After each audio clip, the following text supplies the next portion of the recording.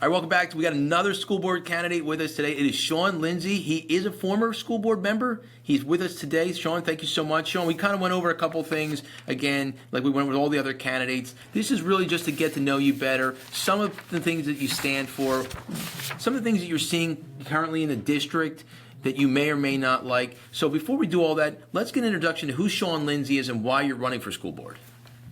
Well, good afternoon, everyone. My name is Shawn Lindsay. I'm a 20-year resident of Washington Township. I've had a very good career as an electrician through the local 351. I feel very passionate about bringing trades back to the school. Obviously, it's a point that I've spoken about before. And also another big thing is I want to bring public trust back. On the board, it's been decimated, and as of right now, there's no sign of it turning around. So those are two of my goals that I want to set for the self, is that I want to be able to have the public trust that the board is doing the things correctly in the right way, the most responsible way, ethically correct, financially correct, and also find a way to start, or at least get the conversation started about getting a trades elementary level type program developed, either at the middle school level or even freshman for high school. Shawn, listen, the reason why these conversations have gone over 20 minutes and we can't get through all the questions is because people give answers like that I got to follow up on. Sure. I agree with you. I agree with you with the trades. I have a son right now who's looking to go that way. I think it's great. I think it's so needed. I myself is in the real estate business to be very helpful, right? But sometimes I think your kids charge you more, so I'm a little worried about that, right? Right? So Sometimes, yeah. Yeah, I may have to use a stranger because his bill might be higher than using a stranger. But I so agree with that, and I've heard you say that a lot. I've actually come to some of the meetings. I've heard you say that. I think it's such a great idea. So I like that you're passionate about that because it's so necessary. And let's be honest, these are great jobs. You can make a great living. You could have a family, you could buy a home, and these people are really successful. I mean, we've seen some really big, and I know that some of our businesses in town would love to be involved in that. They would love to take some of these students, give them first-hand experience. So that's something that I think is a great idea. I know you've brought that up many times, and I do think that's something that's so important. And you kind of touched upon it, but what is the current climate of the school board? What are you seeing, and what do you think you can personally do to fix some of that? I'll be honest with you. If anybody has watched any board meetings, it is literally chaos. You hit the nail on the head. It's like a reality TV show. It's pretty embarrassing to sit up in the audience and actually watch it from home. And really, I've heard people say, "Who's gonna fight today?" What are they going to argue about now? The infighting. It's just, as a taxpayer and as a resident of this town, I am utterly, literally embarrassed to be represented by what is currently going on this board right now. It's just, again, it's pathetic. Is what I can say. Is we're supposed to be mature professional adults on that day as representing the residents of this town. And I'm sorry, maybe myself, I don't want to be represented by that. Yeah, I don't. I just don't. Shawn, a great point. And I was telling people earlier that I think I wake up every day and teach my children not to be like that. And we don't use any names or anything on the board members that it just seems to be, it's people just say it's the board, but again, I've sat in that audience, I've watched it on television, to hear, and some other candidates have said it as well, that people have watch parties. It has become a reality show. That's not who we are as a town, right? That's not what we represent. We've got great people in our town, and people who sign up for the board have to understand that it is so crucial that we bring this back to a normalcy, because and council meetings were like that at one point. We had a council meeting, or we had councils years ago that had those types of meetings, but we don't have that anymore. We won't allow it because we need to have an open exchange. The first thing that we've done is we've opened up communication all the time. So you can reach us all the time. So that way, if you do have a problem, you can bring it to us. The floor is always yours, right? It is definitely, the building is for the people. You can come up to the microphone and ask us anything that's going on or some problem you're having, or you can address us way in advance. And either way is fine. But we like to try to kind of head that off a little bit and say, okay, you're having this problem. Let's see how we can fix it. So you don't have to come to the meeting. We'd love for you to come. But a lot of times, like even in your meetings, once we're done proclamations, there's nobody in the audience. Another candidate said, meet the candidates. You maybe had 20 or 30 people there. In a town of 52,000 plus people, you would think that there'll be standing room only in those type of meetings, right? And I get it. Life gets in the way of life, right? We're not putting people down. It's just that this is such an important board. This is such an important race. Every race is important, but really getting back to people saying, hey, I'm going to tune out from other towns or other places because it's no longer reality TV. It's really serious business. One candidate actually had gone to other meetings, which I thought was pretty interesting to see what their meetings were like. So, and you being a former member could probably shed some light on that. So I guess the next question kind of goes into residents in general. Obviously, 55% of your tax bill is the school board. You have that 2% cap. We did go up by 7%. People had like sticker shock when you open up that tax envelope. I did myself, right? So, I mean, you know what's coming, but you open it up and you say to yourself, wow, what do you say to those residents that are opening that up and looking at it? What do you say to them? What can we do differently going forward? Get involved. I mean, here's the problem, and I've said this before. You're right. We have 52,000 residents in this town. You know how many people voted last year at the max amount of voters that happened? It was by a board member by the name of Elaine Clancy. She had 10,000 people that voted for her. Out of 52,000, only 10,000 people voted. I got news for you, folks. Washington Township, and no offense to you, Councilman, but I personally right now, I don't care about the council right now with their budget. Your budget is less than a tenth of what the school board budget is. And I really wish that residents would understand your money, and it's now, actually, if I remember correctly, the bill is actually 58% now for the school budget. Right. So you might not have kids in the district anymore. You might not have kids that have grown out of the system. But understand, you are still paying taxes to this school system. You should be more concerned what this money is being used for. And I've stressed that before. Sometimes, people have said to me, "Oh, I don't care what happens as long as we see results." Well, you see results, but I personally think that I'll say it: the board did not financially make this budget financially responsible. I mean, the purpose of a budget is to work within the budget, not compound the budget just to supplement. We had a set amount of money we were supposed to use, but unfortunately, due to certain circumstances, the rate got jacked up so high, and now people are more, it hit them in the wallet, so maybe a couple more people are being more vocal. But again, when you have less than 20% of the population that, quite frankly, I mean, they didn't vote, and then they complain that something happened. I'm like, well, because you didn't vote. You didn't put your voice out there. Right. It's absolutely. I say that all the time to people is that, when you see some of these forums out there, and I see them, good and bad. Sometimes it's people who don't even live in our town. Right. And sometimes it's people who don't even vote, but you don't really have a say if you don't vote. Come out and vote. Hopefully that was what this series was supposed to be, was to give people some more information about Shawn Lindsay and say, okay, he's the candidate for me, or maybe he's not the candidate for me. I like what he has to say. So on both sides, and it happens, when I run as well. Hopefully people see it, the way that I'm presenting it. They see my actions, say, I can vote for Peter. Hey, I can't. Listen, I have people come up to me and say, hey, I didn't vote for you, but I need help. Well, it doesn't change. I'm still going to help you, right? So it doesn't change that. But again, the idea that people are voting, I love that you said that. I think it's so important. I do stress that all the time. We do have early voting, so there's really not a time that you can say I couldn't get there. Right? You have a full week. Next Tuesday is the election, so you have plenty of time to get there. We should be advocating a little bit to have maybe a station in Washington Township. It's something we're going to look into, to have that early voting station. But they're not that far away. There are great stations that are early polling stations that you can go to that are not that far. So I know we touched upon this, but we'll kind of go back into it again, really about the meetings really becoming a circus. I mean, how do we restore professionalism, respect, a sense of normalcy to the board?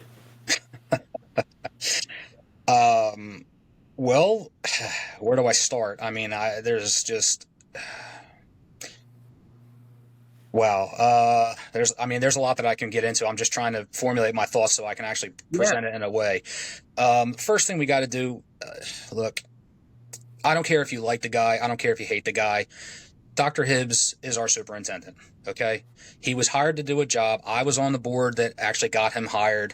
I felt that he was the best candidate out of the selection that we had to run this district and be that strong leader that we did desperately need. Unfortunately, because certain people didn't like him and a lot of people felt negatively about him, They basically turned it into a pony show for him, lambasting him for things that he didn't do, false allegations, and it just, that's the more frustrating as far as where these meetings have delved into, and it's even delved down into personal attacks, which, we're grown up. We're supposed to be grown ups here. We're not in high school. We're not in middle school. We're not in elementary school. Okay, you don't like the guy, fine, but he hasn't been given 100% chance to do what he was supposed to do. From day one, I made it clear to him, you have a lot of resistance right now. Yeah. And every time I've gone up to the microphone, I've said it again. You are running uphill in concrete, and it's setting fast with this board. You do not have 100% full support. And you see, if you watch the meetings, you can see the divisiveness. There are board members that want to support him and have supported him, but you also have board members that it's evident they don't want him around. They don't like the fact that he's shaking the tree and he's doing things that he feels are in the best interest of the district. So to bring things, to a close on this issue, I don't care if you like the guy or hate the guy. You have to respect the fact that he is our number one employee. We hired him to do a job. Let him do his job. And stop the pettiness. It's been proven. Everything that has been conjured up about him, false allegations. Guess what? I said it at the meeting. The ammunition's gone. You have nothing left. So let's stop the pettiness. Get back to business as it should be. Let the man do his job. And we, as a board member, as a code of ethics, if anyone wants to read it, you are supposed to support and protect your staff. Our board is responsible for one person.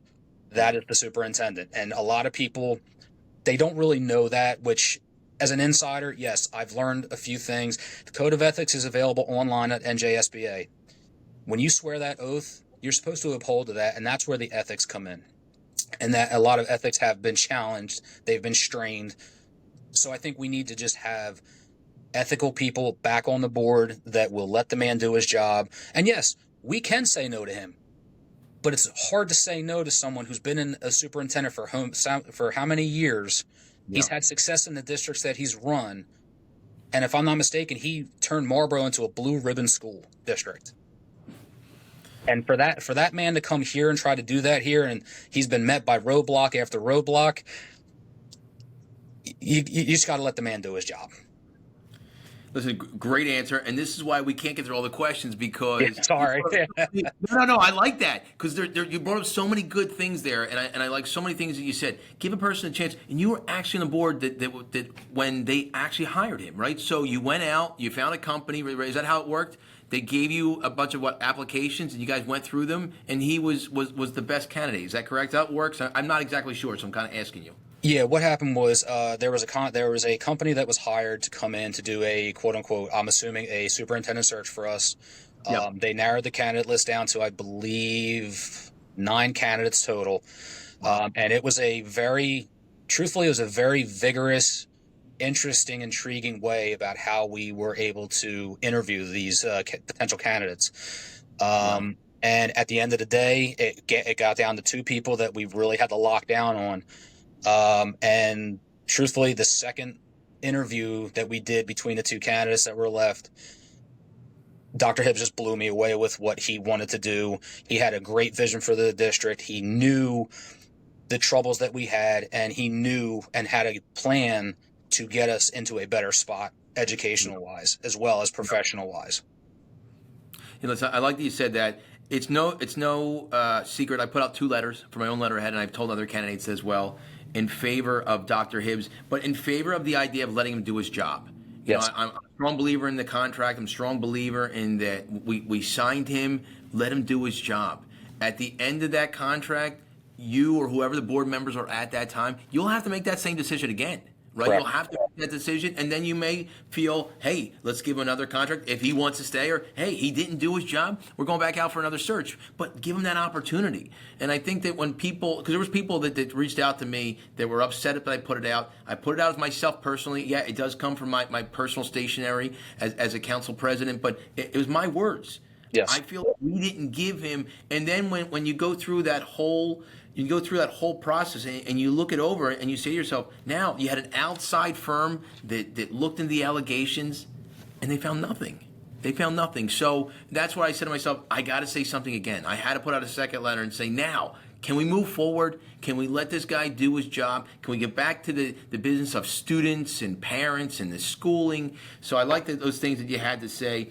Now, I know that you're in the union. This question is about, what are your concerns, if you have any, on the influence of unions on the board? Is there an influence there? Is there the idea, should there be a relationship between the board? Can you fairly put that aside and put students and taxpayers first? I'll say this. It's been evident. I mean, obviously, if you watch the board meetings, and you've seen the literature that's going around, on social media and all that, and openly on the microphone, it's been evidence that the WTEA has fully said that we are endorsing these two people because they are for us. Now, I'll take that and say, did you ask any other candidates what they thought? Right. Are any of the other candidates, are they anti-teacher, as some people have assumed of other candidates or potential candidates? Right. Have you ever asked any of them? No, you haven't. I haven't heard one word from anybody about, hey, Shawn, are you anti-teacher? Are you anti-union? Right. Well, let's break that down first of all. Yeah. I am a union member, so I'm not anti-union, so we can scratch that one off. Right. As far as union influence, in a way, I think that the union, if they're promoting two candidates to run again, to me, that's where the influence is. But again, not asking everyone that's running, again, it goes back to when I ran last year. Email or letters went out to to all the teachers, apparently. I never got asked if I was able to do that. I didn't think that was right. But again, me being who I am, I tried to think of a way like, maybe if I was given the chance to do that, maybe I might have swung a couple of votes my way. I might not have won, but the problem is a lot of the rhetoric that's out there, that I'm not, for the teachers. I'm not for a good contract. Look, how many times do I have to say it? I'm all for a good, fair, solid contract. Yeah. And, as far as union influence goes, look, the WTEA obviously has already openly endorsed two people. That's saying that's all that they need to vote for. So in that regard, I do believe that union influence. Yeah, I think that there's that little bit.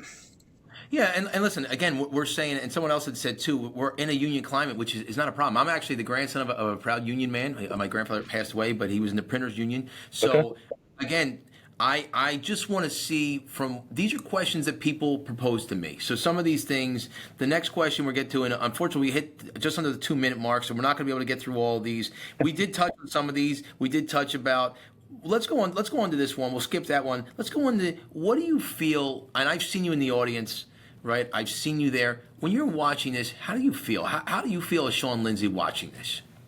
I feel embarrassed. I feel like we have gone to a level of childish behavior. I feel as though I'm not being told everything. And I understand as a previous board member, there are things that we are not allowed to talk about, obviously, for legal reasons, as well as, but I've asked questions. I've heard multiple residents ask questions that can be answered relatively simply.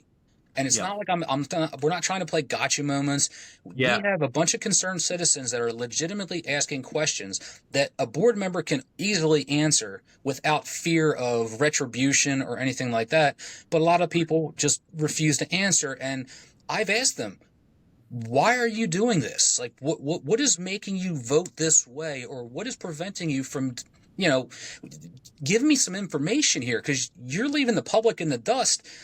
We're supposed to, as a former board member, I am supposed to represent the district. Right. And the way that this board's acting, I don't want to be represented by that. It's so frustrating to see the level of just chaos that has happened with this board. Now, it's not all of them, obviously. We've kind of Right. established that. Right, yeah, right, exactly. And I think people who watch this have to understand that we're never going to use names or anything like that. You No. can watch it for yourself and figure out where you think some of the issues may lie. And I think that you brought up another great point, and I'm going to give you some more time because I kind of was speaking to and going over it. But the other idea is that there are things that I think people wanted me to ask that you can't. Right there, I think that people are trying to. Some people wanted me to ask some of those got you questions, but we can't because we understand that you've been there. You can't discuss that litigation because now you put the district in real jeopardy. You Correct. can't discuss things, but there are things you can discuss. You Sure. can choose not to, but you have to answer. And if you don't know the answer, it's okay, right, to say, "Hey, I don't know that answer right now. I'll look into it and I'll get back to you. Give me a little bit of time, give me a day or so." So I want to we got into stuff with the superintendent. You answered kind of all that. We kind of got into stuff with some parent stuff. Now, early voting started this past Tuesday. It runs right through Election Day, which is this coming Tuesday. Somebody who's on the fence, right? They're unsure. They got their ballot. Why did they vote for Shawn Lindsay? Well, let's put it this way. I can't make anybody do anything. I'll be honest with you. I'm not here to toot my own horn and say, oh, I have a PhD and I can do this and I can do that. And look at me, ha ha ha, rah rah. Look, I'm a blue collar man. I've worked every day of my life. I put my boots on. I go to work. I make a paycheck. I come home. I'm not asking for people to look at my accolades. Look at my past. Look at the things that I've done, and do your research. And the thing is this: stop looking at just the headlines. I mean, that's the big thing. Yeah. If anyone was to dig a little bit further beyond the headline, you'd actually see information that would change your mind about certain things. Yeah. And look, again, I'm not here for self-promotion. You can put me on record. I have no other political aspirations. This is not a stepping stone. This is not hey, I'm going to be here so I can jump up the I counter. know you were running against me. I heard, Shawn, that you were going to run against me. I heard that you were my competitor in the next race, so I don't know, but that's what I heard. Every positive thing that you've done for this town, I wouldn't even dare to step up next to you for a run. Trust me. I appreciate that. Yeah, at the end of the day, though, listen. Look, I stand for public trust. I stand for integrity. I stand for accountability. And again, if I'm fortunate enough to have your vote, understand you're going to have somebody that is for the overall betterment of the district. I'm not here to, stifle the superintendent from his job. I'm not here to gaslight. I'm not here to grandstand. I'm not here to, whatever other names you want to call it. I'm there to do a job. I'm there to provide support for the superintendent and allow him to do his job, which will make the students better, which will make the district better, which will then let our town become elite once again. Listen, great answers. I'll be honest with you. You are our final interview. It has been really difficult. Every candidate has something different to bring to the table. Everyone, I hope people watch this and get to know Shawn Lindsay better and get to know all the other candidates better. I hope it gives them a little bit of insight into who you are. Listen, good luck to you on Tuesday. Thank you very much. And good luck to all the candidates. I appreciate all of you doing it. I appreciate your idea that you stepped up to do this. I know it's not easy. You didn't know what the questions were. You don't have an idea. It really wasn't an idea of kind of getting anybody in got you moments. More of the idea that, hey, now someone can make a little bit more informed decision. They know what you've done on the board in the past. They can look forward to what you'll be doing in the board in the future. And the same with all the other candidates. So thank you so much for your time, Shawn. Wish you all the best. Thank you, Councilman. Have yourself a go. And hey, go out and vote November 4th, people. Absolutely. Appreciate you. Thanks, Shawn. Take care. Bye-bye.